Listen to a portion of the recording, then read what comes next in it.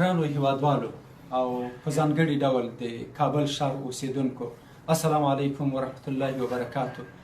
الله پاک دې زموږ په هیواد کې داسې امن او سوله راولي چې بیا جګړې پکې نه وي او خلک پکې تکلیف نه سي. ګرانو ښاریانو، زما د معلوماتو له مخې په کابل کې په سار کې ګډوډي پیښه سوې وله او خلک په تشویش او اندېښنه کې وو. څومره چې ما رابطې وکړلې زه ډاډه یم چې کابل ښار کې به ګډوډي نه راځي او د طالبانو سرچینو په ډاډ باندې موږ ته ویلي دي چې تر هغه وخته پورې چې د کابل سوله ییز انتقال کیږي هلته به هیڅ ډول ګډوډیانو ته اجازه ورنکړي. نو زما له ګرانو کابل ښاریانو څخه هیله او امید دی چې په خپلو کارونو باندې بوخت واوسیږي، مارکیټونه دې خلاص ولري، دکانونه دې خلاص کړي، خپلو کاروبار ته دې دوام ورکړي. هغه مؤسسات چې نړیوال او کورني موسسات دي هغوی نه مې هیله دا ده چې په ډاډه باندې په افغانستان کې کار وکړي.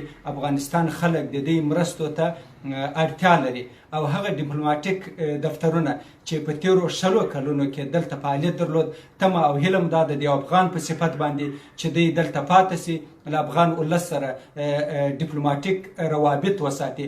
او ګران افغان سوداګر، زموږ هیله ورته دا ده چې په دې سخت وخت کې افغان ولس تنها پرې نږدې له هیواده ونوځي، د هیوادوالو چوپړ وکړي، هیوادوالو ته اړین مواد، اړین ضروري مرستې ورسوي.